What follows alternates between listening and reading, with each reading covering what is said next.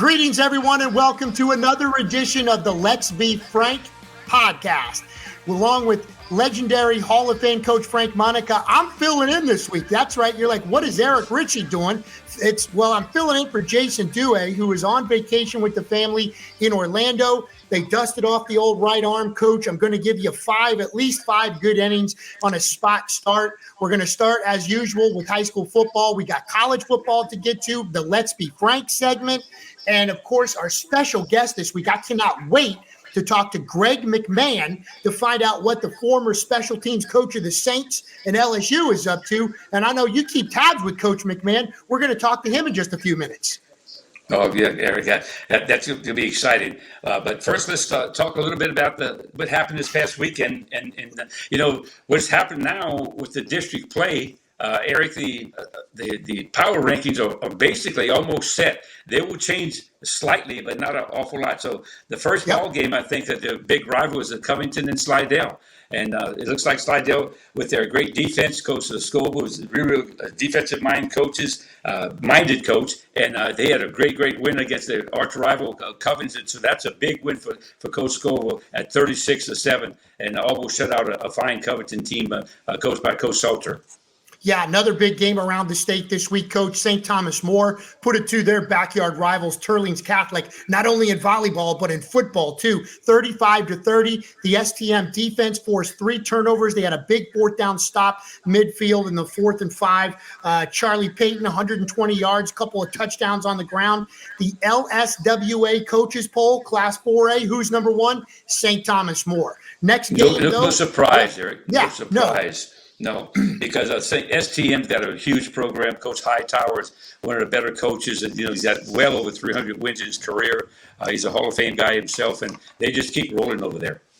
And speaking of rolling, how about let's roll into the Catholic League, Rummel and Brother Martin, a game you were at. Coach, I mean, if there's one competitive district still left, and it's the Catholic League, because every week it's a brutal fight there. Rummel and Brother Martin, they played the game at Salesian. They moved it off campus because of complications that they had with times at Tad Gomez Stadium. It was a brutal battle. It went down to the very, very end. Both teams threatened a couple of times, and because of penalties are going for it on 4th down, they were stopped. And a field goal. Actually, I mean, when's the last time you see that in today's age with high scoring offenses and things like that? When's the last time you saw a game go 3-0? Actually, it was against a slight breeze. So Rummel came away, and my son being the coach, I know he was elated, because whenever you win a game in the Catholic League, it's like the NFL. That's huge. No question. Non-district game, one of the few undefeated teams in the state going into week 9. Destrehan went all the way over to the Lake Charles area. They played Sulphur. They win the game 49-10. I went to Destrehan, their practice on Monday, and let me tell you, Marcus Scott has got a serious team. Their quarterback, Jai Eugene, first thing I noticed about him, Coach, I haven't seen him in a couple of years. He has grown significantly height-wise. He was just a little guy when he started. He even got some playing time as a freshman quarterback. He accounted for 4 touchdowns, threw for 3. Jacoby Green had 2 picks. Kevin Adams and Leonard Harris each had a pick. Harris's was a pick 6. Destrehan is tough. They got athletes all over. That was a big win for the Wildcats. And then let's go back to the Catholic League to wrap it up with John Curtis and St. Aug's. Coach, John Curtis, a big win there. It was a pick 6 at the end of the game that iced it for him. But they also turned over the ball 4 times, and that's a sort of uncharacteristic, because prior to that they were doing very, very good at not turning the ball over. St. Aug's is a very explosive football team. They had chances. They actually led by 14 at one time going into the 4th quarter, but never count Curtis out, because they always find a way. And it's not about that split back veer offense they run. It's about the whole program. A very solid special team. They've always been really, really, really good on defense, and their defense never gets as much credit as their offense has. But that district is still up for grabs, and it's so competitive there. And that's probably the only district in the state that still has a lot of competition in it. Well, let's go ahead and put week 8 to bed, and let's preview week 9, but let's stay in that competitive league, the Catholic League. And we're talking about, again, a very competitive game with Carr and Rummel. was actually visited Rummel and talked to your son, Nick, to preview this game, a game that's going to be live streamed on VSN. It'll be our New Orleans area game of the week. Jim Rapier has this game. Coach Monica, how do you see this? Carr is just leveling everybody they play. They're just smoking people. Tell me about this matchup. How do you see it? Well, they have great talent. I mean, they don't have a weakness. If it is, it's in the Tupa section. You know what I mean? Because they can really, really run. They have great linemen. They're well coached by Coach Brown. You go into a ball game like this, and I wouldn't know what advice to give my son if he even asked me. And he doesn't, because he makes sure that because I'll give him the wrong advice. But you go into a game like this, and the only thing you hope for is that your kids will compete. As your kids would just total line and compete every play, and don't even look at the scoreboard, and hopefully come out there unscathed as far as the injury is concerned. But you look at kids now, you have to challenge them before a game like this that they would just compete because on paper they're not supposed to be on the field with Carr because Carr is just a tremendous football team. But they still play this game with human beings and not computers. No doubt about it. If Rummel's still in it in the fourth quarter, it's anybody's football game. I got to interrupt the show. We just got a social media from the Carr Tuba section. They're saying we're very strong as well. So we got to watch out for that. Hey, another big Catholic League game, the traditional Holy Cross Jesuit game, the 100th meeting between these two Catholic League schools. And it's hard to believe there's four schools rivalries that have met longer. It's the fifth longest rivalry in the country. It might be the first time that these two teams met when they're both winless in the Catholic League. Holy Cross 0-5, Jesuit 0-4. They're both 2-6 overall. Coach, do you ever remember that? No, the thing here again, Carr jumped into the Catholic League and Shaw got out of it. And what it did, it actually made it a lot stronger league. And there's no weaknesses there. There's not a patch on your schedule. You really have to watch your pre-district schedule. But here's Holy Cross and Jesuit. Eric, one note. I want people to understand this. When they talked about going to select and non-select, the Jesuit and Holy Cross people said and that they will longtime members of the LHSA long before many of these other schools came into effect. They weren't even in existence back then. And so this rivalry goes way, way back. And the Catholic League is the only place I've ever seen in my life. I got to say this, that you're not judged by what college you go to, but the high school. When you walk into somebody and they say, well, Holy Cross of 68, or they'll say Jesuit of 72, or they'll say Rummel of 85. But they don't talk about their college. They always express their high school. I've never seen anything like it. Well, let's continue on, and my daughter will one day say Mount Carmel class of 25. So we'll just keep on rolling right down. You hope so. Yes. Oh my God, you got two more. She's got a 3.8 right now, unless something drastic happens. All right. What about John Curtis and Brother Martin? Oh, I think Brother Martin had a wake-up call last week. I looked for them to bounce back and play better. But John Curtis is, I think they're getting better. They got their quarterback back. I think they're about as good a football team that there is in the state right now. I don't know if you want to play them, but I think Brother Martin is another level that they can also play too. Huge program. I watched them last week.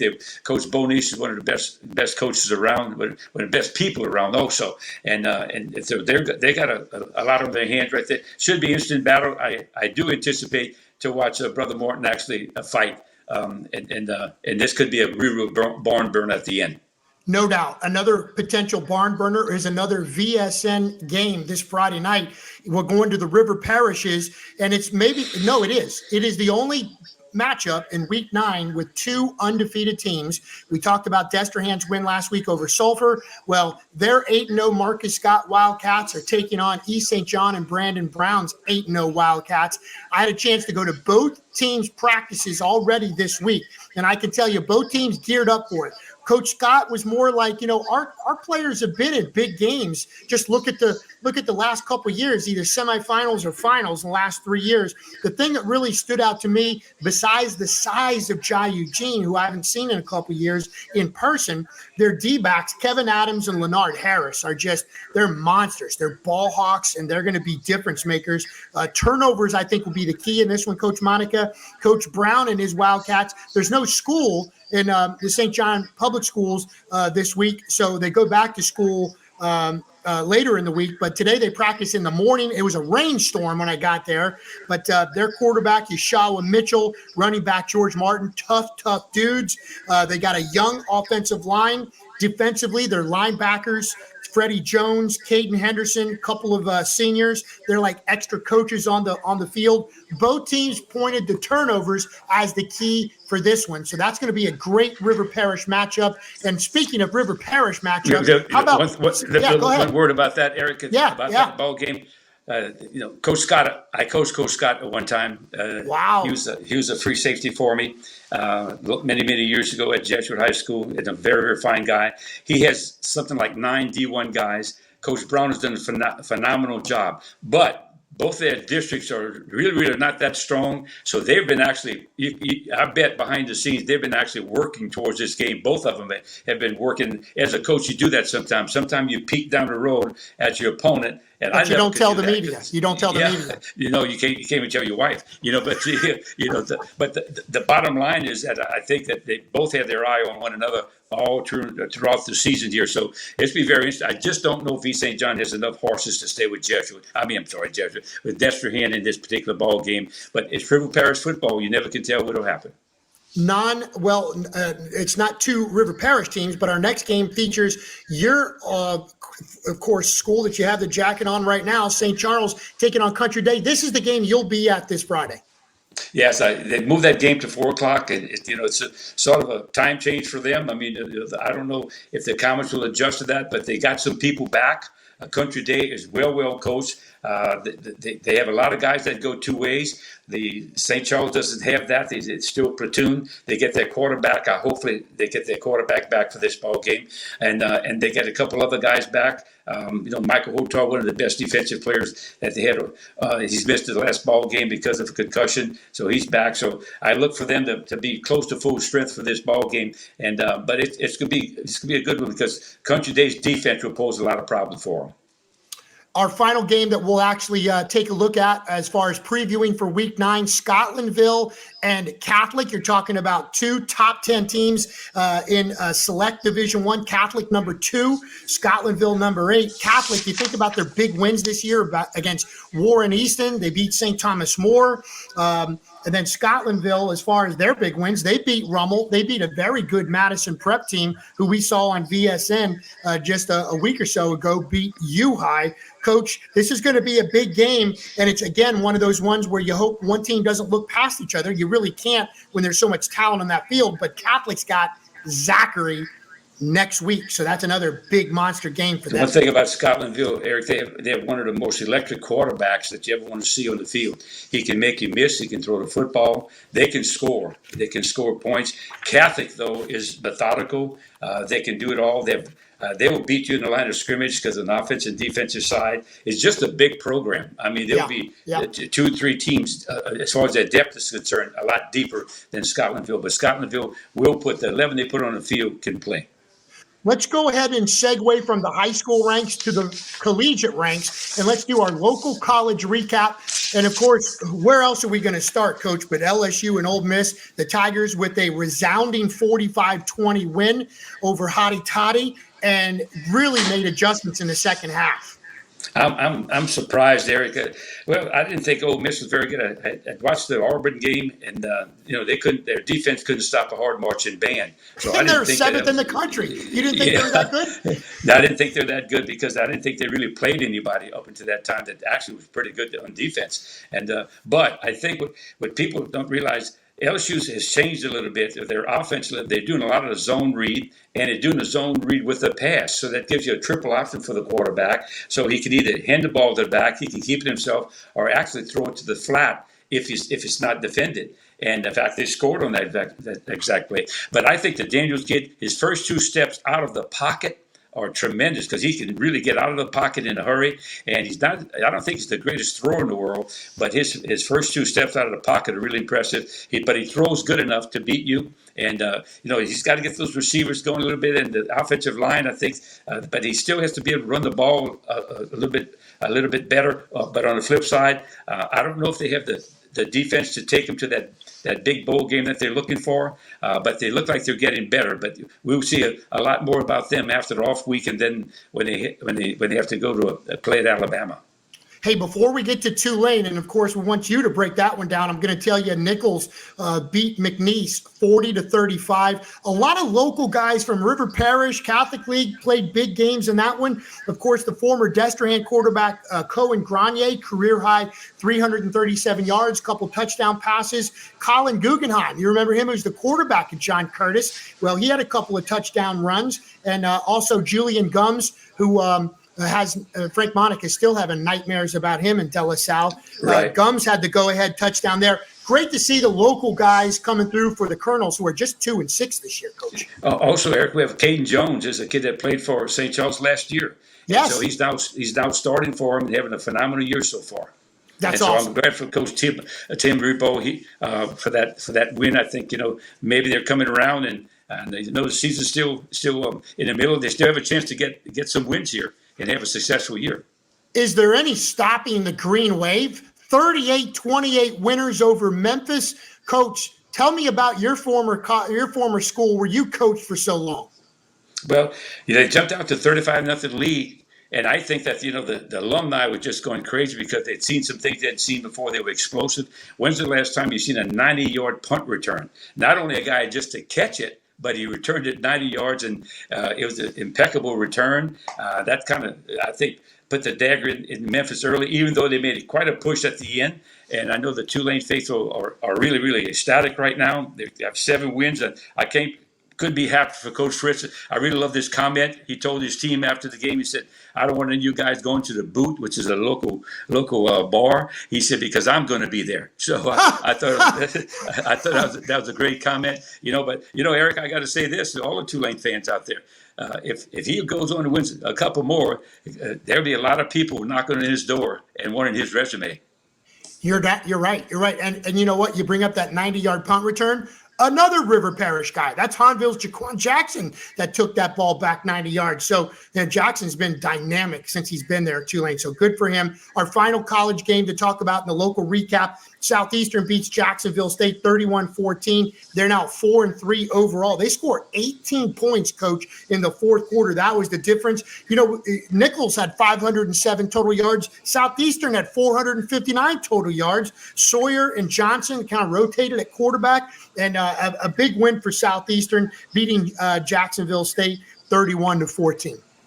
Coach Selfo has done a great job there, and they're still going to be a team that's going to, hopefully they'll get a bid and get themselves in the playoffs. They have to win this conference to do that, but they actually played up a little bit, but I think they're playing better now. And to go on the road to beat a real fine Jacksonville State team, I think it's a tribute to their program. And now you never know. Every team has that big momentum game that kind of gets you over the hump. So maybe this is it for them.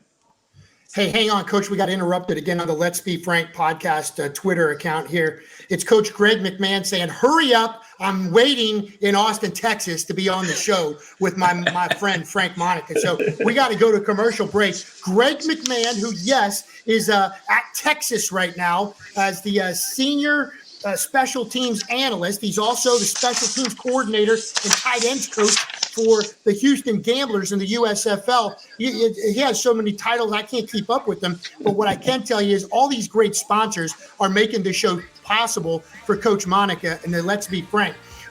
Some of those sponsors, of course, the presenting sponsor, Ricardo and Dufresne Law Firms. That's really your go-to River Parish lawyers. Experience, tenacity, and results. Sammy Ricardo and Mr. Henri Dufresne provide comprehensive legal services in personal injury, hurricane claims, business litigation, successions, and estate planning. Our trial experience, know-how, and commitment to protect and serve our clients is unparalleled. We provide complete real estate, title, and escrow services through our affiliates, State Title LLC. The River Parishes is our home, and serving our communities is our passion.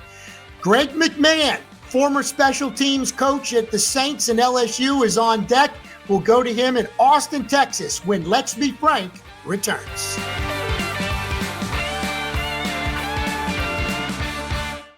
Samuel Accardo Jr. and Henri P. Dufresne, your go-to River Parish lawyers. Experience, tenacity, and results. Sammy Accardo and Henri Dufresne provide comprehensive legal services in personal injury, hurricane claims, business litigation, successions, and estate planning. Our trial experience, know-how, and commitment to protect and serve our clients is unparalleled. We provide complete real estate, title, and escrow services through our affiliate, State Title LLC. The River Parishes is our home, and serving our communities is our passion. Based out of Gramercy, Louisiana, LSR produces Southern cane, pure cane sugar, which is only grown, refined, and packaged in Louisiana. LSR utilizes the latest innovations in technology, as well as ensuring the growth and stability of Louisiana sugarcane farmers by integrating more than 800 growers in the industry's economic structure. Southern cane is available in your local Associated Grocers and Rouse's supermarkets. Since 1972, Riverlands Insurance Services has been dedicated to securing the best insurance products and services available to protect you, your family, your assets, and your business. Our goal has been to establish a strong relationship and partnership between you, the insurance company, and our agency, creating a circle of success that prepares for disasters before they actually happen. Starting in 1981 as an industrial vacuum truck company, A3M Vacuum Services has grown to be an industry leader in waste disposal services. Whether it's providing cleanup crews for plant maintenance or emergency crews for environmental cleanup and disposable projects around the river parishes and New Orleans, A3M Vacuum Services maintains the same level of personal customer relations and work ethic that founder Pat Sellers started almost 40 years ago. Proud supporters of Comet Athletics. If you're looking for commercial or residential dump truck services, go with R&K Construction. This family-owned and operated business has great trucks and are big supporters of high school sports. Smoothie King LaPlace thanks the community for 29 years. Through the good times and the toughest times, Smoothie King has been here to serve our guests. Whether you're looking for a keto-friendly smoothie, a recovery smoothie, or a healthy, refreshing snack, Smoothie King has you covered. Discover all the ways to be your best self and rule the day with Smoothie King. If you're in need of storage space at your home or business, stop by and visit with the good folks at Acadia LLC. Seth Bouchard and his employees are there weekdays from 9 a.m. to 5 p.m. and Saturdays from 9 a.m. to 2 p.m. Give them a shout at 985-359-1333 or visit them at 1301 West Airline Highway in LaPlace.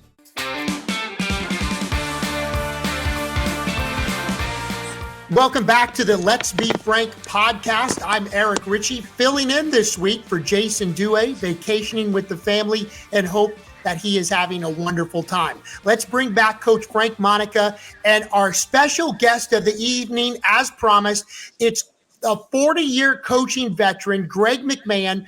Many people here remember him with his days with the Saints and LSU. I don't know if there's a guy on the planet that won a Super Bowl with the Saints and a national championship with LSU, Coach. Is that right, Coach McMahon? Are you the only guy that's ever done that? No, actually, and Coach Frank will remember, Bill Johnson, who was yes. And Bill. So Bill and I are actually tied because Bill won a state championship at Neville. He won a national championship at LSU. He won a Super Bowl with the Saints.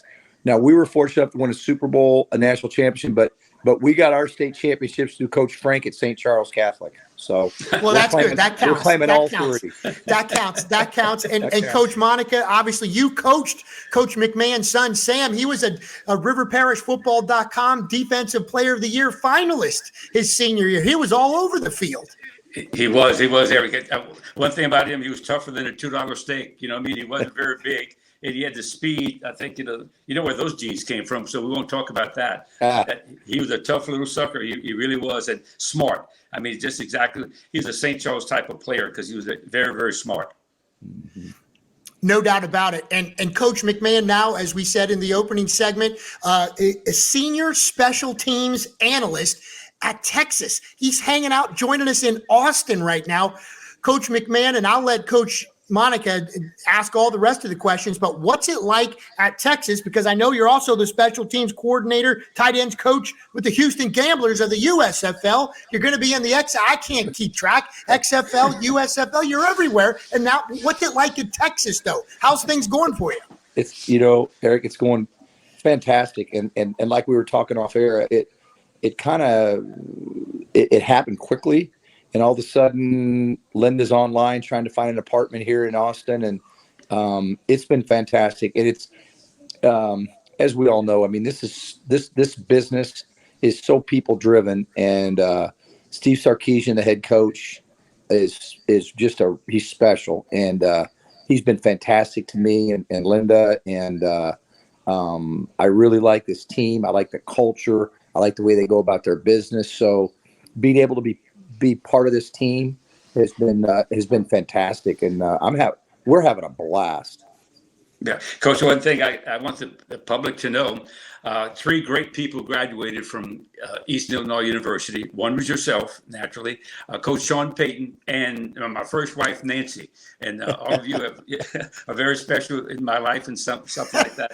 Coach, take us back to that Super Bowl. I remember at halftime, I think you expressed this to me a long time ago. I said, Coach, what made you come up with the onside kick? Can you explain that whole scenario in the halftime exactly? You guys came out and you pulled that.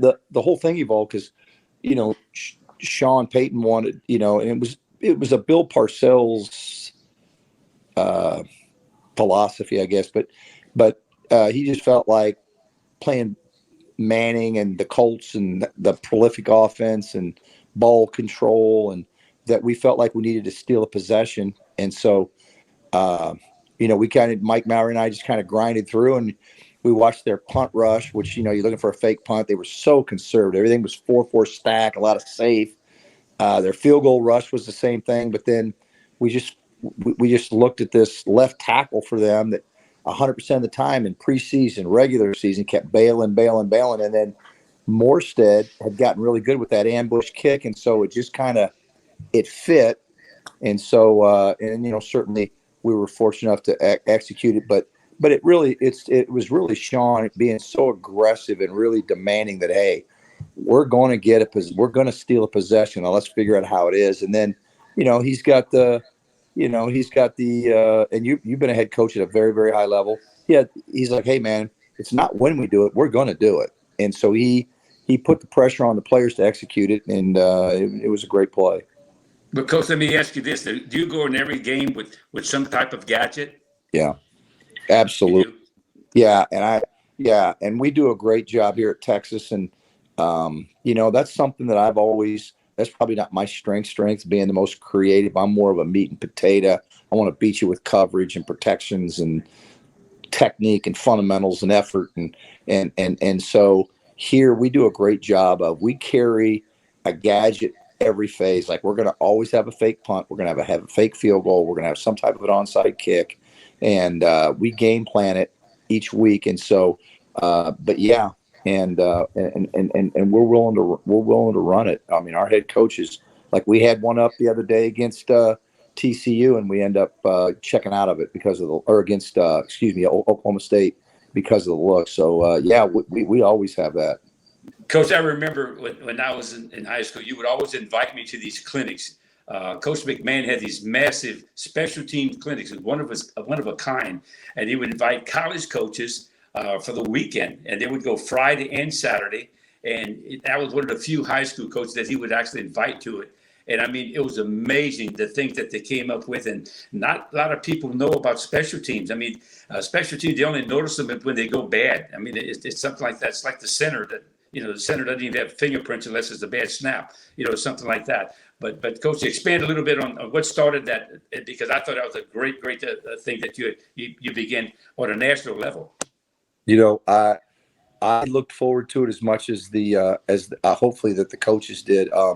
It really starts back to I know a friend of yours and a friend of mine, and Eric is Bobby April, and when Coach April was here under Coach Ditka, he used to do a clinic, and Coach Frank, you probably remember it, but he'd have coaches over. And so, and Coach, I don't know, you may not even remember this, but you said to me, when Bobby was with the Saints, he used to do a clinic for the coaches, and everybody really liked it and so on.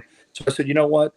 I've always enjoyed clinics. I've always enjoyed sharing. I've always enjoyed stealing stuff. And so, that thing kind of evolved. And then all of a sudden, Jeff Banks, who I'm working with here at Texas, and Yes. Eric Russell, who's at Texas A&M. He was at Tennessee at the time. Those guys came in, and I said, wait a minute. I said, if you guys are going to be here, why don't you guys stay and help me do the clinic for the high school coaches? And I don't know, coach, we ended up getting about 100 high school coaches there. And then all of a sudden we got more and more college coaches that would come in, and we probably would have, I don't know, what do you think, coach, 40 or 50 college coaches, 100 high school coaches. Minimum, yes. It was really, really special. And I still have some of my closest friends in this profession are at the high school level in the state of Louisiana. And it's all because of that clinic. And so it was pretty special. Well, I know they miss you, Coach, because your years at LSU, which, yes, tremendous special teams. You had this young kicker that you found from some school that nobody, in fact, they thought it was a high school, Assumption High School, Yeah. but it was Assumption College. Could you expound on that a little bit?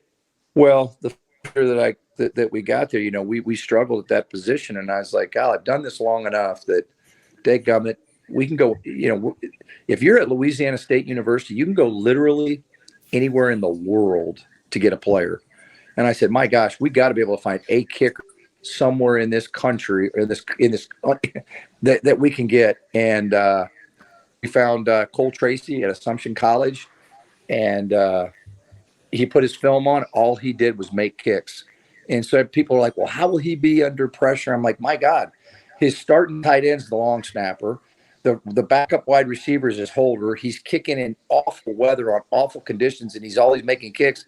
I said, when he gets our snapper, our holder, and our facilities, he'll be fine. And so Cole Tracy, the guy you're talking about, do you know, Coach, that he broke the record for the most field goals in the history of college football? He has it at all levels, Division I, Division I AA, Division II, Division III. Cole Tracy made more kicks than any kicker in the history of college football. I did not know that. I did not know that. Yeah. He makes kicks. Well, Coach, you have a tremendous legacy with a lot of guys. Can you go back and tell us some of the people? I mean, you used to mention to me it was like a who's who in college coaching. Could you go back in your career, going all the way back to your hometown and talk especially about the guy, Coach, that was your mentor, your high school coach? My high school coach, as you know, every time I speak at a clinic, I always have a PowerPoint with Coach Hood, Dick Hood. You had a picture of him. You always had a picture of him. Dick Hood was my high school coach, and he actually came in my senior year. We had a senior-led team. It was Central Illinois. We had a good football team coming back. Our previous head coach decided to retire, go to administration, and so we brought in Coach Hood, and he came in about a month before the season. And we had a good team, and he just was such an influence on me. Just his passion for football, his love of the game. He was a disciplinarian, very much like you. Didn't put up with anything. He demanded everything from you. You had to empty the tank at practice. You had to empty the tank in the game. You had to play as a team. And I just fell in love with football. And so. I truly believe if I didn't play for him my senior year, I don't think I'd be sitting in Austin, Texas doing what I'm doing. I'd probably be in Austin, but it may not be, I may be in prison. So his influence on me to just love this game was a huge influence. And then when I went to college, I don't know if you remember this name, Coach, but he just passed away about a month ago, Daryl Mudra. Daryl Mudra was the head coach at Florida State before Bobby Bowden. Right. And Coach Mudra had been the head coach at Florida State, Arizona. People forgot that Florida State used to be a girls' school. Yeah, Montreal Alouettes. And, I mean, he had been around. He'd won a ton of games. So, and then check this out. My defensive coordinator was a guy named Chuck Dickerson, who was coached the D-line for those Marv Levy Super Bowl teams with the Buffalo Bills. He was replaced by John Tierlink, who just passed away, who was a legendary D-line coach for the Colts. And then the offensive coordinator was Mike Shanahan, the two-time Super Bowl champion of the Denver Broncos. So those were my college coaches. And then in 1984, I had a chance to be a graduate assistant at the University of Minnesota for Lou Holtz. And then I got a chance to coach at the Division II level at some really good programs at North Alabama for Wayne Grubb, who was Johnny Major's college teammate under General Nealon at Tennessee. And then I worked for Mike Cavan at Valdosta State, who recruited Herschel Walker at Georgia. And then I got a chance to go to UNLV for 2 years in Las Vegas. And then I got a chance to go back home. And I stayed at the University of Illinois through 13 years through 2 coaching staffs. And then after that, I went and worked for Lou's son, Skip Holtz, on his first staff at East Carolina for 1 season. And then I went to the Saints for 11 and to LSU for 5. And now we're here. But you know what's pretty ironic, Coach Frank, is our two oldest children, Drew and Lisa, our daughter, they never moved other than when they were in kindergarten, they never moved. And Sam moved one time from Illinois to Louisiana. So our 3 kids, only one of them moved, and we coached 30 years in the Big Ten, the SEC, and the National Football League. That's unheard of. So we were very, very blessed. Coach, how many grandkids do you have now? We have 4, 2 in Baton Rouge and 2 in Chicago. And as you can appreciate, there's nothing like them. And I'm kind of like a grandpa here too to these players. They look at me like I'm Santa Claus. So, and I got on the punter the other day and I said, I felt kind of bad. I talked to him. He's a great kid. And I said, I apologize. I said, I'm kind of like a grandparents never yell at the kids. That's for the mom and dad. I got to watch myself. But we've got 4 grandkids. I tell people all the time, and not only did I coach your son, but we gained you and Linda because you were always there for whenever you could. When you weren't coaching, you had our ball games. Linda would do the 50-50 at the gate and push that, and that was a really big help. Some of the guys still talk about that, how tremendous that was, because you guys really bought into the whole program. But Coach, one thing I wanted to mention, I wanted to ask you this.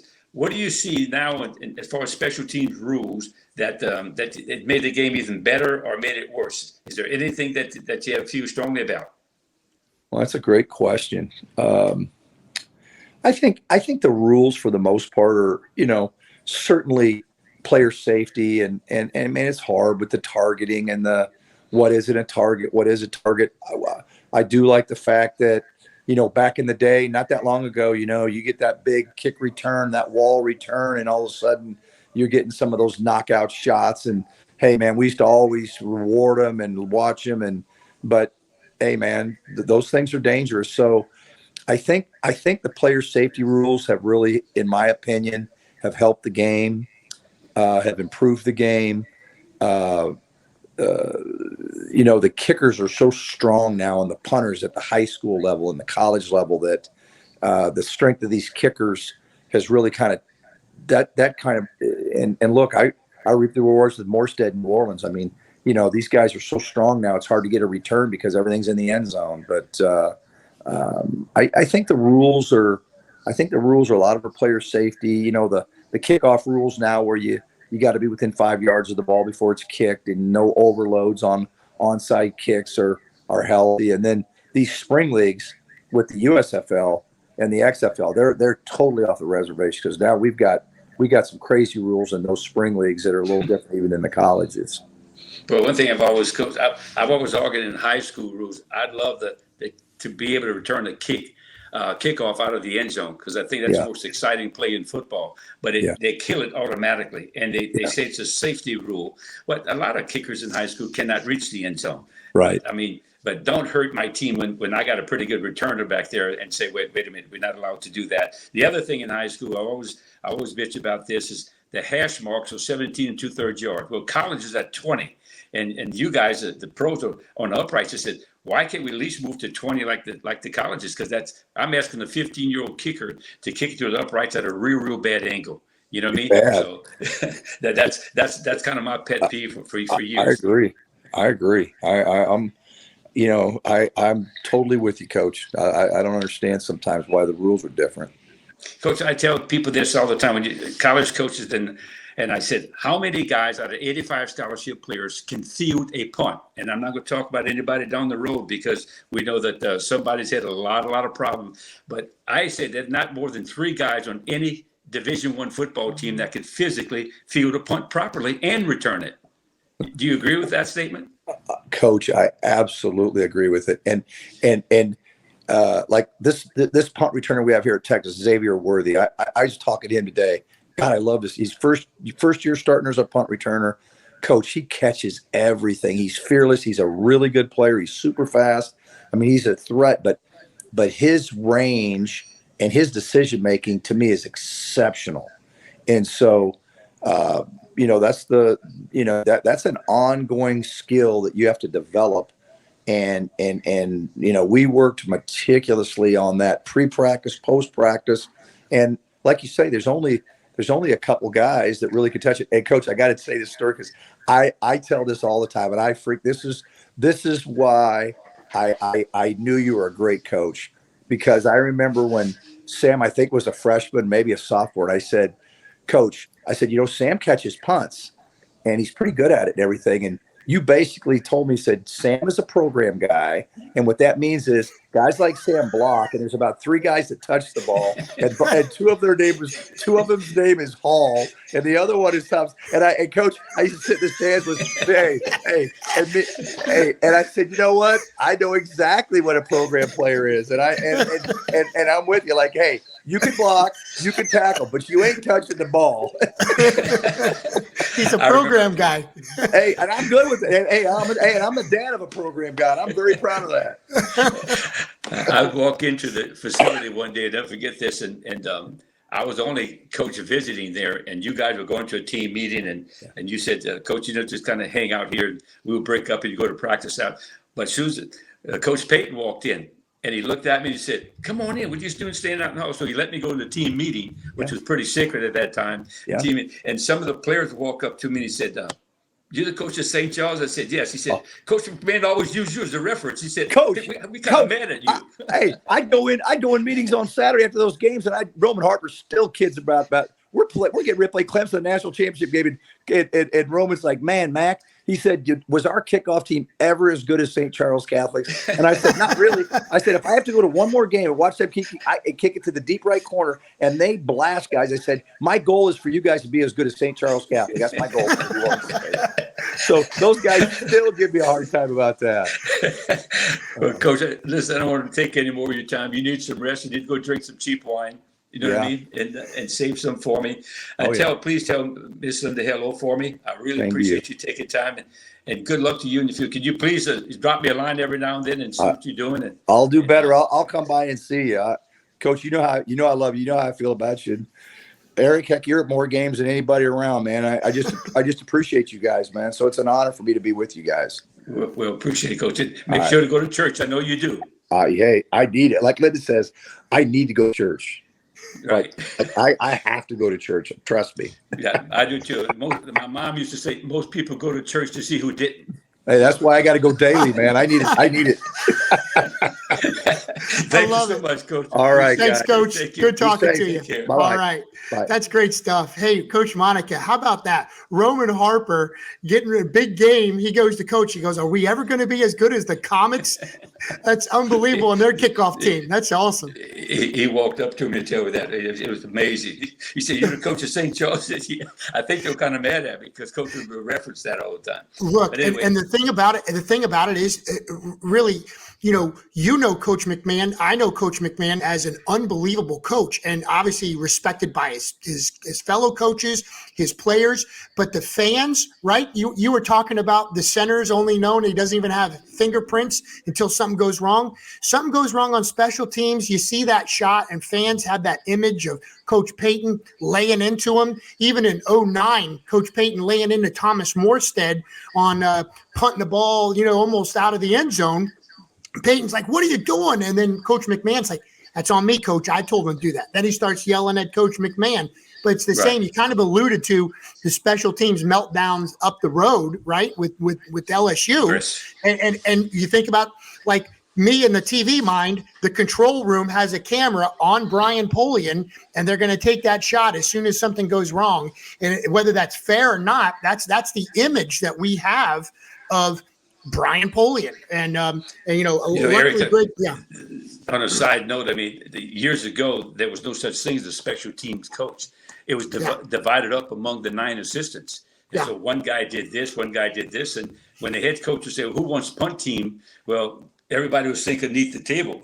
Nobody wanted a punt team because that's the hardest team to coach, and because there's so many things that can go wrong with it, like a block punt or a punt return. So nobody wanted to do punt team, but gradually they filled in, but the head coach must support it. That's one thing I missed with Greg. The head coach must support special teams and not just worry about it to go to the next system, go to the next offensive defense. Anyway. Coach, have you been to a Saints game last couple of weeks by any chance? No, I have not. Okay, well, you talked about there's maybe 3 players on a team that can field the punt, right? Regular football teams. They put grandmas out there to catch punts at halftime. They had an older lady last week. I swear to God, I thought people in the press box, we were cringing like, oh my God, they got a jugs gun and she's going to field a 40-yard punt. I'm like, oh no, if that hits her, it's going to hurt her. That's going to leave a mark. That's not easy. That's not easy. Well, look, hey, let's take a commercial break. Let's reset, and we'll come back with much more of Let's Be Frank. Want to get the sponsors in. We would like to thank LSR for sponsoring the Let's Be Frank podcast. LSR produces Southern Cane Pure Cane Sugar, which is only grown, refined, and packaged in Louisiana. Southern Cane is available in your local Associated Grocers and Rouse's supermarkets. Let's Be Frank segment coming up on the Let's Be Frank podcast. We're back after this quick timeout.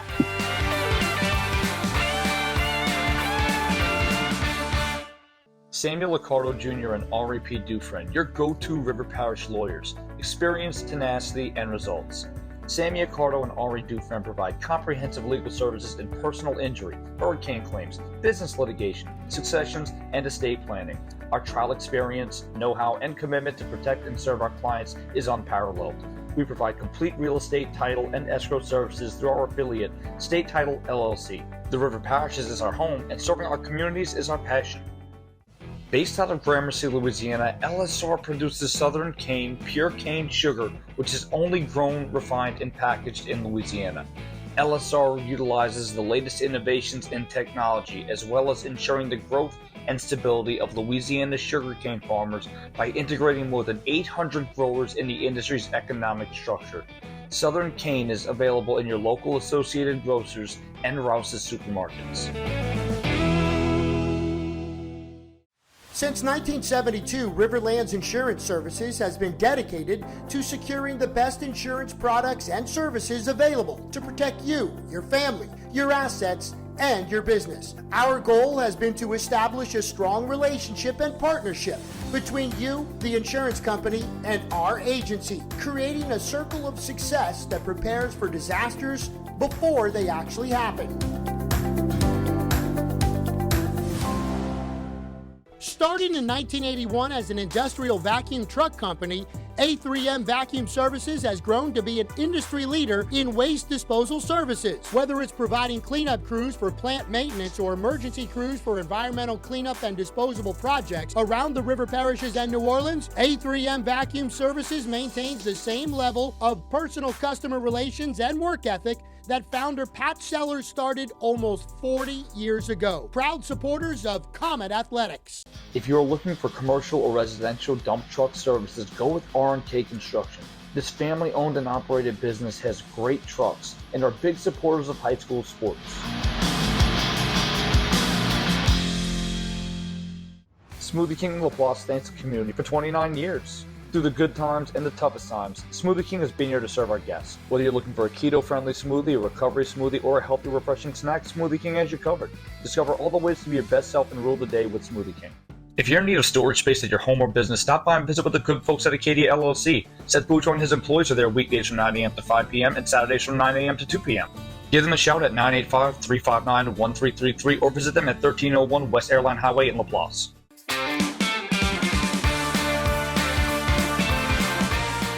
Hey, and welcome back. We would like to thank Riverlands Insurance for sponsoring the Let's Be Frank podcast. Since 1972, Riverlands Insurance Services has been dedicated to securing the best insurance products and services available to protect you, your family, your assets, and your business. Our goal has always been to establish a strong relationship and partnership between you, the insurance company, and our agency, creating a circle of success that prepares for disasters before they actually happen. Welcome back to the show. Eric Richey filling in, giving you my good 5 innings. I'm pretty much spent, but we got a lot of show left to go. And it starts with the Let's Be Frank segment. And that's where we'll start this segment. Coach Monica, I know you're very passionate about the current playoff system. You had talked about it before it even became a reality. Now we're week 9. In 2 weeks, they're going to draw and find out who's playing what. But you love this setup, don't you? No question. I want to give the people a little background, a little history about what had happened years ago. They had this thing they call the annual convention every January, where the rules and item agenda are addressed and voted on, and sometimes it's like 50, 60 items that people vote on. The LHSA is composed of B and C schools. They're composed of about 430 total schools, about 300 something that play football. And football was a big issue back then. And it's one particular January when the vote went down, they lost by 6 votes. They went before the floor. And the thing that I want to explain to everybody, at that particular time, it only had to be voted in by 50% majority. And since that time, they voted select and non-select to be an issue, and that's why we're split. We're basically a split football series, but then a split to the softball and baseball and basketball and the other sports.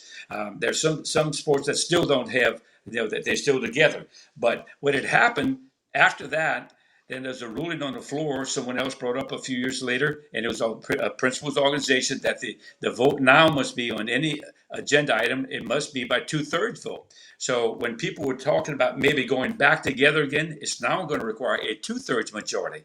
But my question to the LHSAA is that how is that possible? You have a handbook that was constructed and based on a majority of all the items that are in it. And now the other items are 2/3. I don't know why no one actually fought that with the LHSAA. But anyway, they did come up with this format, so that's neither here or there now. I don't know if that's ever going to change. But now the format is the 24 teams, which we really like. And the principals of the executive committee, of all the members on the executive committee, the 30 people on it, they do have a coach or two on it. I would love to see more because, principals nowadays, years ago, there were only 4 major sports, but nowadays there are about 30 sports. There are multiple coaches there. There are a lot of rules. Principals have things to worry about, like dual enrollment. They got classes to worry about. They have forms to fill out. They have teachers to worry about, hiring teachers and schedules and things like that. There's too much going on for a coach to really just put all the emphasis on athletics. That's where the athletic director and coaches come in. I would love to see the LHSAA actually go and start to get more people that are coaches and ADs sit on the executive committee and help with some of the decisions, because football is so big, sports itself is so big, and I used to tell people this all the time, it's the front porch of any high school. And people are judged by how their teams do. So it's so important. Athletics is really, really big in our society, and I think everybody understands that. So my whole thing about this, my stand tonight, is about let's get more people in the executive committee that understands athletics and let them vote. What does it matter that who votes for that one school?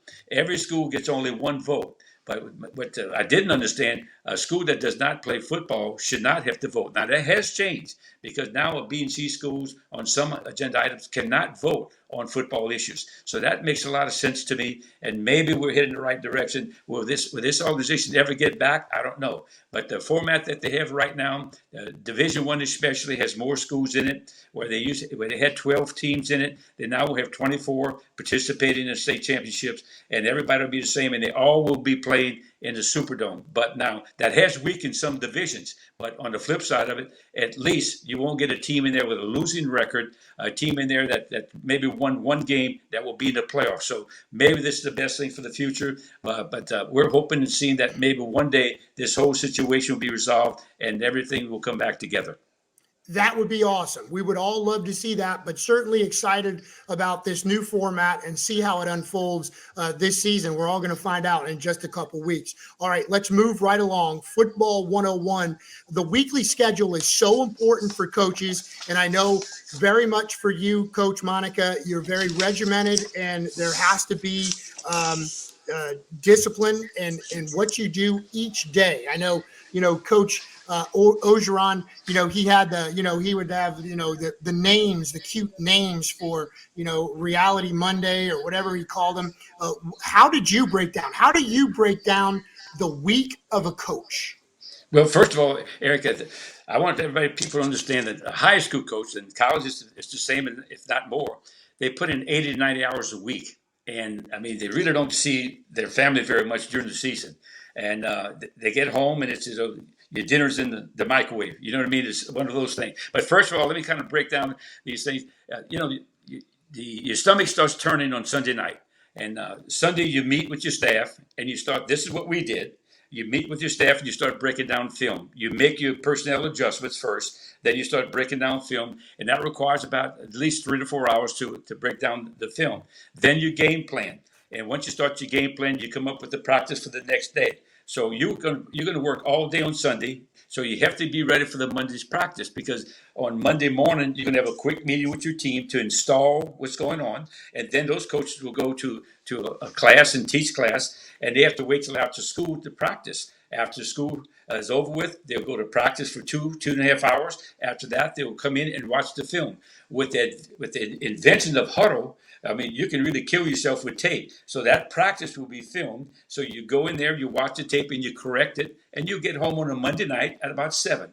Tuesday, you're going to be the same scenario. In between those times, you actually have meetings on Tuesday morning. Then the coach will go to class, and you will have weightlifting in those sessions also that have to be incorporated. And every day is different. And I know I always put a little slogan on top of every practice, something that's motivational, because the motivation starts to build up as you start the practice for the week. It doesn't just happen on Friday. Well, on Tuesday night after practice, then you watch the tape. Then the coaches have a quarterback club meeting where they can tell everybody what's going on. And then on Wednesday, it's the same scenario. And then if you practice on Wednesday, then the coaches have a JV game that night. So you're building up a lot of hours away from home. And whenever you get a chance during the day, you're grabbing that iPad and you're watching tape and you're making adjustments. And, I used to always put in plays on Monday, but on Tuesday, if I didn't like it, I'd fire that play. And it's because if it didn't work against the scout team, it's not going to work against your opponent. So that was you cut and paste, and sometimes you might even add something on a Wednesday. So Wednesday you had the JV game, so your hours are building up. Then on Thursday was a very light practice. It was a light practice, but you went out afterwards and you watched a lot of tape. You turned the kids loose early on the Thursday and to get their legs back. It's very, very big for coaches to start to wean back as you got closer to the game, because you never want to put a tired team on the football field, because then they become leg weary. You can tell that because they become sloppy tacklers. You can tell they don't block well. They slide off the blocks and things of that nature. You really can tell when your team is leg weary, and you also can tell when they're energized and ready to go. So on Friday, I used to always keep the kids home. And they would go to a mass. Then after mass, they went to a pregame meal. Then after that, we started the ritual. And what I mean by the ritual, they're about 2 hours to 2.5 hours before every ball game. Eric, I would love to see every parent witness this. And the people that have never played the game will not understand this. This is when kids are really, really nervous. The intensity starts to build. And I mean, the locker room, you can hear the cleats kind of grinding. The kids are kind of moving around and all of a sudden get really excited. The emotion is just at a crescendo level that you can't put in a can of Campbell soup. It's really unbelievable. Those 2 hours prior to any football game, whether it's college, pro, or high school, are really just something very special. And I mean, your coach, as a coach, your stomach is a complete knot, because you never know how that game is going to unfold. Then the game is played, and after the game is played, that Saturday, the coaches and the players come out. They do what they call kink drill. They lift weights. They might have a practice or two. They go over the tape thoroughly, and that's a week. That takes about 80 to 90 hours a week. So that's my football 101. I want the fans to know exactly what a coach and the player goes through just to prepare for one ball game, and that takes place every day, and it's throughout the season until that season is over with. I think coaches are the only ones that work almost as much as sportscasters. I tell you what, 80, 90 hours a week, man, you got it made. You got to Exactly. get the triple digits, then come talk to me. No, I'm kidding. I'm kidding. kidding. And all the money, Totally. Eric, one thing I didn't mention to you, my very first high school job, I had 5 classes. I was coaching 3 sports, and I was making $7,500 a year. I got about a $5,000 bump to get my first full-time job in TV. And I was my own cameraman, producer, editor. So we're living the same life, brother. But you're a Hall of Famer. So let's just cut that. And look, you know what I'm going to do now? I'm going to blitz you. I'm going to blitz the ball coach, because that's where we are at this segment right now. Blitz the ball coach. This is where you got to field some tough questions. All right. It's like one of the Mackles putting you on the hot seat right now. So I know you're a big Saints fan. They lost again Thursday night against Arizona. They're now 2-5, headed back to the Dome Sunday to take on the Raiders. Our first question: is Dennis Allen the man for the Saints? And who would you start at quarterback?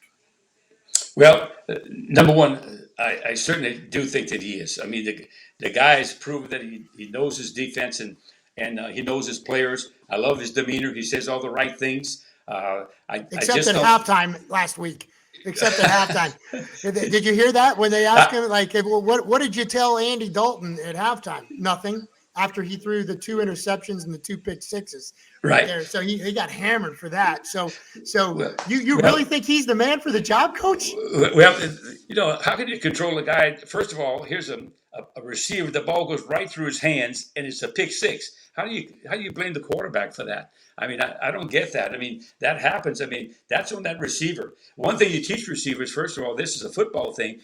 Put your fingers on top of the ball, because if you drop it, it goes straight down. If your fingers are underneath the ball, it's going to pop up. And I mean, regardless of how hard it was thrown, he's a pro receiver. You're supposed to catch that ball. On the flip side of it, look, for years they've been really good on defense. But that guy, he's still the same guy.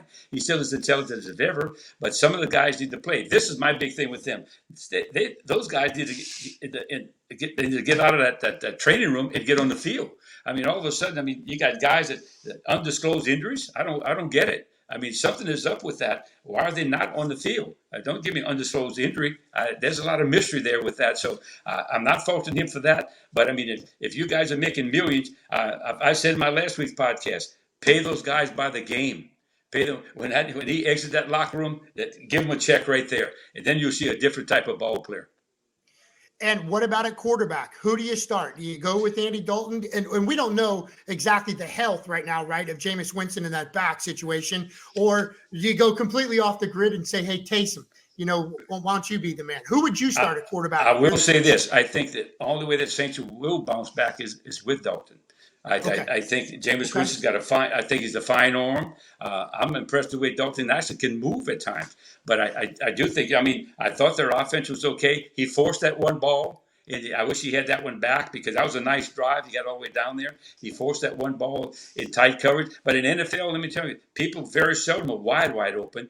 A good quarterback he's going to throw his picks every now and then. Now the other one he threw to the linebacker, he tried to get the ball over him. I didn't understand that throw. He was being pressured. He moved up. That's one he should have eaten. I used to tell my quarterback all the time, it's okay to punt. It's okay to punt, because it beats the alternative. You don't want a turnover. And so, I said earlier in one of my podcasts, Eric, I think the very first one, missed tackles, explosive plays, and turnover margin is what loses or wins ball games. Missed tackles, turnover margin, and explosive plays. So if you can eliminate those things, you'll be fine. I like Dalton. I think Winston's got a better arm, but he's also he throws a better deep ball than the short ball, and I like Dalton's my preference. Okay, there you have it. That's why you're a Hall of Fame coach, and I'm doing podcast at 8 o'clock, 9 o'clock at night. But all right, with no dinner.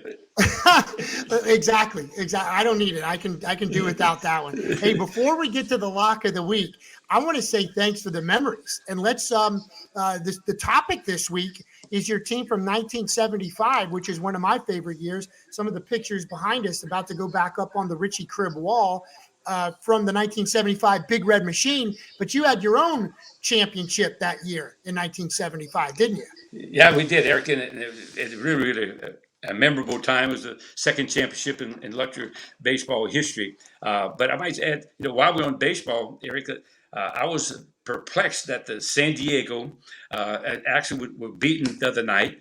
and with their best reliever in the bullpen going against Bryce Harper. When Bryce Harper being a left-hander, the best reliever in the majors is in the bullpen, and they didn't pull him out to secure that ball game. That kind of blew me away right there. That didn't happen. You know what I mean? And then you take the poor old Yankees. The Yankees couldn't hit. I mean, everybody was relying on Judge, but I think the rest of the guys were just there waiting for Judge to do it all, and you can't. So I think, I love the Phillies. I'm glad they're there, but they lost 75 games during the year. Do they really, with this new format, should they have been there? That's a big controversial issue. Should they have been there with this new format? Well, you play with the hands that dealt, because there was a time during the year that Harper was hurt and they had a number of injuries.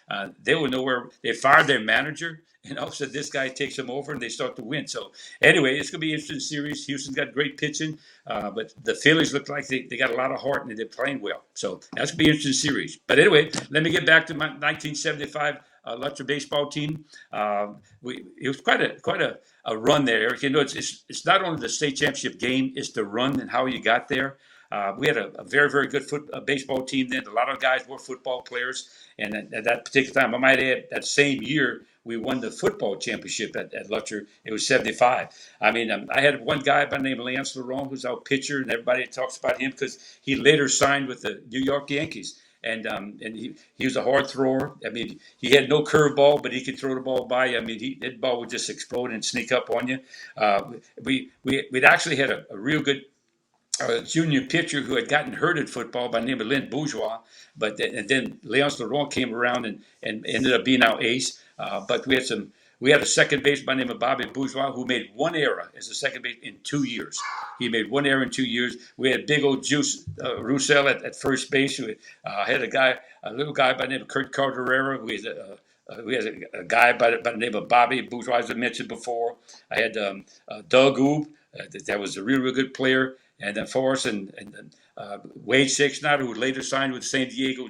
And both these guys I'm talking about signed out of high school. They didn't go to college baseball. Wade Sixsnyder was there.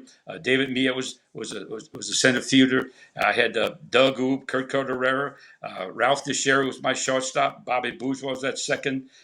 We had Doug Oob, but he was also a catcher, and had Lynn Bourgeois as a pitcher. So I had a real good baseball team. We played at Goldsby Field in Baton Rouge that final day. They had a big old fair at Lutcher.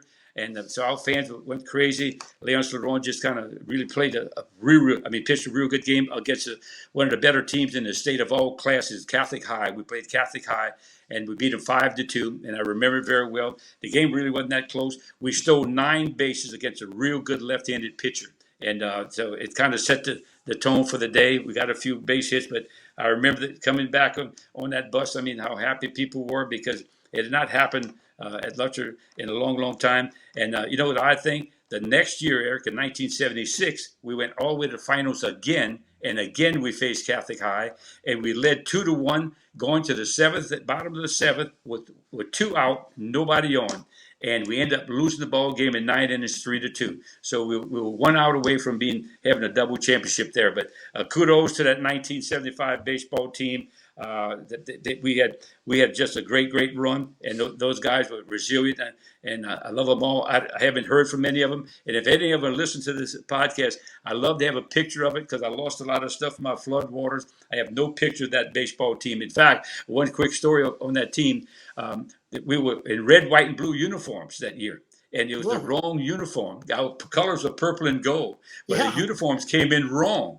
And I talked to the manufacturer, said, these things are wrong, but they came in so late, we ended up keeping the uniforms and wearing them all year long. And we ended up winning it. So the next year we kept those uniforms. So anyway, I remember it very well, and I complained about it at the time, but I said, we were in red, white, and blue uniforms for Lutcher Bulldogs. But congratulations to the 1975 state championship baseball team. Man, that's a great story. I love the second baseman with just 1 error in 2 years. That's better than Joe Morgan, and he won back-to-back Gold Gloves. Jeez, that's solid. That's like Frank Monica in the field, weren't you? What position did you play when you played at Nichols? I was a third baseman. I was a shortstop at high school, and then a third baseman at Nichols State. We had a big reunion about our 1970 World Series baseball team just last Saturday. In fact, okay, it was good to see a lot of those guys. But anyway. Go ahead. I knew that you played and won a state championship 75 and knew you lost in 76 in the finals. I didn't know you played Catholic, though. Speaking of Catholic, how about Aaron Nola? He'll be in the World Series. Either Aaron Nola is going to win a World Series, an LSU guy, or Bregman will. And and then he pitched against his brother. I mean, that was Unreal. amazing. I can't even like imagine. that. Yeah. One of you going to the World Series. All right, let's close out the show pretty much like you do each and every week with the lock of the week. We're going to the SEC. The number one team in the country is Georgia. They're a 22.5-point favorite against Florida. And what, Coach? I'm looking at my notes here. Coach Monica's taking the Gators in the points. Is that right? I'm picking Coach Napier because I think that they will respond, because this has been a rivalry game. What do you call it? The cocktail game, the biggest cocktail party in the world. Yeah, they're all like we can't call it that anymore, and like nobody calls it that anymore. Yeah, that's right. So you're taking you'll take those points. You'll take those points. I'm taking the Gators in the points. I think they'll at least keep it close. I think they're better than what they've shown, and Coach Napier will get them physical. And I don't know if Georgia's the same team. I really love their little quarterback. In fact, he was in my group at the Manning camp. I like him because he's short like me. So I mean, but this time I'm actually pulling against him and taking the Gators in the points. All right. Well, I like it. Lock of the week. And what are you so far? I'm filling in. This is my first lock of the week. How has the lock of the weeks gone for the first 6 or 7 episodes? Oh, I think I'm at 500. Wake Forest bailed me out the last 2 weeks because So you're 500. You're 500. Yes. So we're even money right now if you're following Coach Monica. Exactly. Is that right? Don't put your check on it though. Really, Eric. All right. Really. Yeah, that's what you always tell me. Don't spend it in one place now, Eric. Don't do that. Hey, look, it's been a pleasure, Coach. I'm so glad, first of all, that you're doing the Let's Be Frank podcast. I've told you for 10 years you should have your own show. Now that you do, I know you're getting some great feedback, and I'm certainly excited that it's on VSN. I'm very honored that this podcast is on Varsity Sports Now. You're doing a terrific job. Like I said, I try to just give you 5 good innings, but Jason Due's back next week, and you two will keep rocking the house and keep up the great work. Well, Eric, let me tell you, thanks to you, because you're the one that gave me the idea. We sat down with this guy a long time ago. Yep. But had you not called, I would still be sitting in my living room eating Twinkies. You know what I mean? So thanks you for getting me involved with this. It's been a riot. It's been a lot of fun. Well, good. When we're just getting started, this is just year 1. So get ready and think of some more great ideas, and maybe that lock of the week, maybe VSN goes down that road. So think about that a little bit too, and I'll leave you with that. But great show. Want to thank Greg McMahon as well. He's been so good, to the community locally. Again, wins a Super Bowl with the Saints, wins a national championship with LSU, and his son Sam, of course, a huge part of your team, Coach Monica, with the St. Charles Comets. Amen. Eric, right. Thank you, and God bless you. And you guys go to church. We'll do it on Sunday. You take care. And look, we want to always remind you about the social media for the Let's Be Frank show. Follow us on Facebook at the Let's Be Frank video podcast, and follow us on Twitter and Instagram and TikTok at the LBF podcast. So that'll do it for our guest, Greg McMahon, for legendary Hall of Fame coach Frank Monica. I'm Eric Richey, for our director producer, Justin Thomas, saying so long, everyone. Let's be Frank.